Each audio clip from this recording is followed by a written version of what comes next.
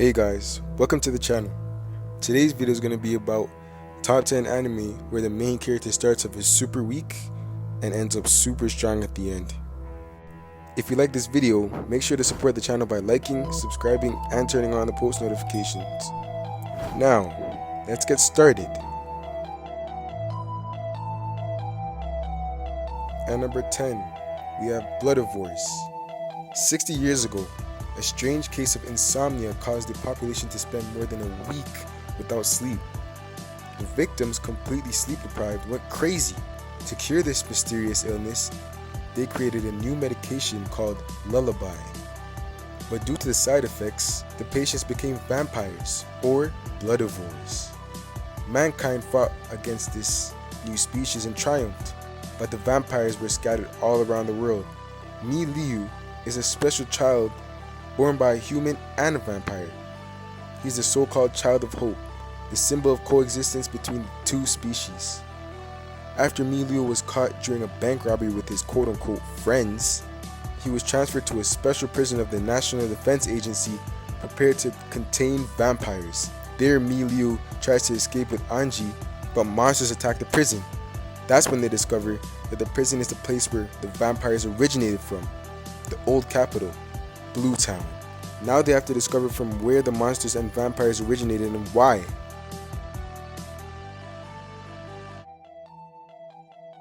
At number 9, we have Hitori no Shita, the outcast.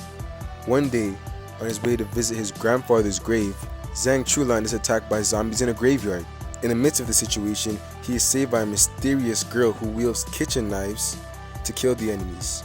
The girl tells Chulan, who is relieved, to face his hardships head on and leaves. However, Chulan later sees that girl at his university. From that moment, Zhang Chulan's destiny begins to move. There will be strangers with special powers appearing one by one, with battles involving those abilities. Each episode brings a new mystery to light. I found it enjoyable. It's not the best show, but it's interesting.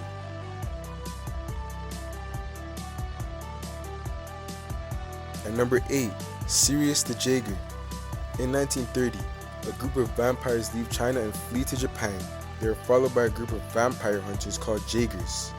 Among them is a man called Yuli, a werewolf whose home was destroyed by vampires. In the past, a member of the Sirius royal family was chosen by Oracle to be the agent of God and permitted to possess a mysterious holy relic known as the Ark of Sirius, which as a gift from God could exert power over all things. Because of its potential, the Sirius people came under attack from groups seeking its power, so it had to be sealed away in a secret location, never to be used again.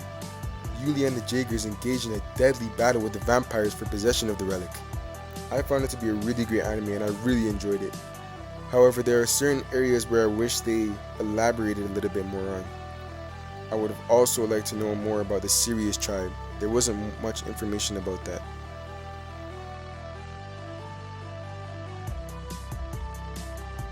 Number 7 on our list, So I Can't Play H. High school student Ryosuke Kaga is an insatiable but chivalrous pervert. His mostly mundane life, accompanied by his best friend Mina Okuda, was interrupted one rainy afternoon when he encountered Lizara Resta standing in the rain. Doing his best to ignore her translucent, wet clothing, he gives her his umbrella and invites her to dry off inside his house. It's soon revealed that Lizara is an elite Shinigami from the magical parallel dimension of Grimwald, a world full of Grim Reapers. Needing energy to maintain her presence and strength, she makes a temporary spirit contract with Ryosuke by stabbing him with a soul-cutting blade. After a harrowing, sudden combat scene from a Grimwald monster who followed her, Lizara informs Ryosuke he doesn't have long to live. Promising to resurrect him if he serves her as an energy source, Ryosuke agrees, but Lizara is blindsided by the source of his particular energy, eroticism. The story is pretty average, and the animation holds up in fights, but this show is one to watch if you're super bored.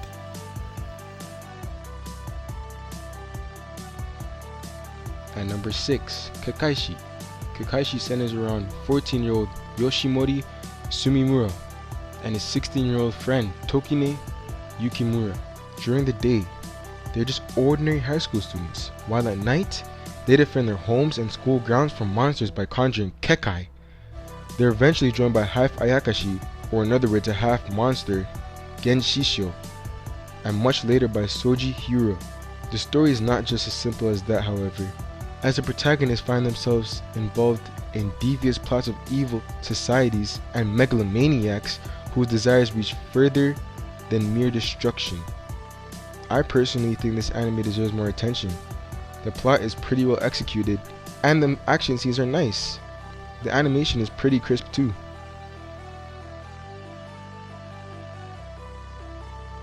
At number 5 we have Kiznaiver. Kiznaiver takes place in a futuristic fictional Japanese town named Sugomori City. While the city appears to be normal, it was created to test a large-scale experiment known as the Kizna system, which connects people through shared pain and suffering, both physical and emotional. Those who are connected to the systems are called Kiznaivers. A few days before summer vacation starts, a mysterious, seemingly emotionless girl, Noriko Sonozaki, tells high school student Katsuria Agata and several of his classmates that they have been selected to become Kiznaivers. Sharing each other's pain allows them to build bonds between each other regardless of their differing lives and personalities. I really enjoyed this show. It was overall amazing in my opinion. I like how all the characters had their own kind of personality and traits.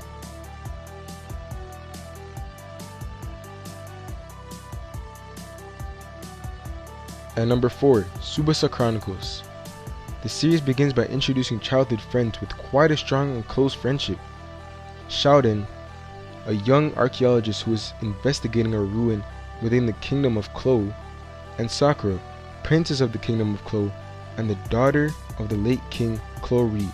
When Sakura visits the ruins, her spirit takes on the form of a pair of ghostly feathered wings that disintegrate to other dimensions.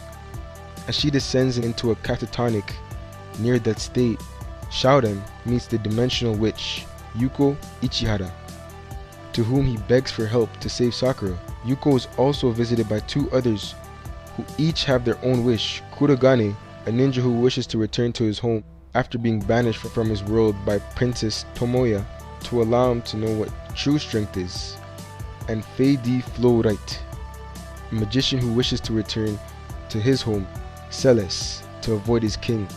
In exchange for the ability to travel across dimensions, Yuko demands that each pay with what they value most. Kurogane offers his sword, Ginryu. Fei offers the tattoo that suppresses his enormous magical strength and power. And Shouden offers all of Sakura's memories that involve him. Yuko then presents them with a creature named Mokona Modoki that sends the group on a journey across dimensions in search of Sakura's feathers. After obtaining the first feathers, Sakura awakens from her catatonic state and starts recovering her memories. During their adventures, the group gradually grows closer to the point that Fei jokingly labels them as relatives. As they travel, they learn that the feathers have their own unique abilities and can bestow several supernatural abilities to those who possess them. The anime is not a complete adaptation, so be prepared to read the manga if you want the complete story.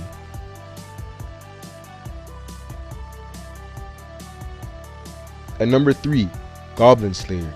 In a standard fantasy setting world, a 15-year-old priestess, fresh out of the convent, is drafted by a party of rookie, porcelain-ranked adventurers who've taken a mission to eradicate a nest of goblins, creatures with the size and strength of a small child. While dangerous in large numbers, they're nothing that a group of low-level adventurers can't handle, right? Wrong. Having not taken the most basic precautions, like buying healing potions and antidotes, the party are soon ambushed, with the goblins killing them one by one, until only the priestess is left. Wounded and surrounded, the priestess faces certain doom, until a man in battle-scarred armor walks in, and proceeds to brutally slaughter the entire goblin nest, children included. He is a goblin slayer, and he does not let anyone roll the dice. It's nice to have a dark fantasy show again. At number 2, Dororo. Dororo revolves around a Ronin named Hyakimaru and a young orphan thief named Dororo. During the Sengoku period, the Ronin was born malformed, limbless, and without facial features or internal organs. This was the result of his birth father, Kagemitsu Daigo, forging a pact with 48 sealed demons so that he might rule the land and increase its wealth and prosperity. In return, he promised the demons anything that they wanted which belonged to him. This enabled them to roam free and commit atrocities along the countryside. Doro is a good anime to watch because it's a historical anime with great storytelling and has well-rounded characters.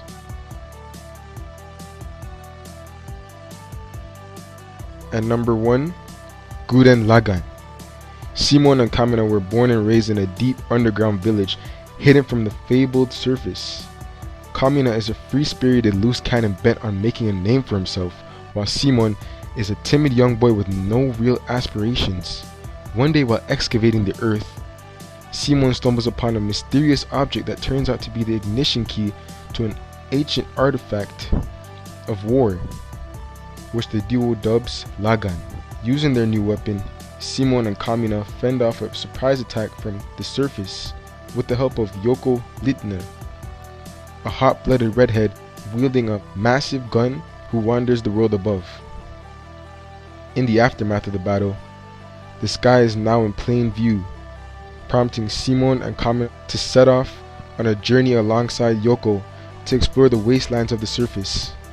Soon, they join the fight against the Beastmen, humanoid creatures that terrorize the remnants of humanity, and powerful robots called gunmen. Although they face challenges and setbacks, the trio bravely fights these new enemies alongside other survivors to reclaim the surface, while slowly unraveling a galaxy-sized mystery. Gurren Lagann has a slow start compared to the rest of the show, but give it a try, give it a few episodes and it'll pick up. The majority of the exciting parts happens midway till the end of the show. Trust me, you will not regret it. That's it for today's video. Make sure to leave a like if you enjoyed the video, and be sure to leave recommendations in the comment section for future top 10 videos. Through the hard times, I feel the pain. Through the hard times, I stay the same with desire. I make the change, you and I are meant for this stage. Let's disappear. Gotta go. Gotta find my own way. Forever.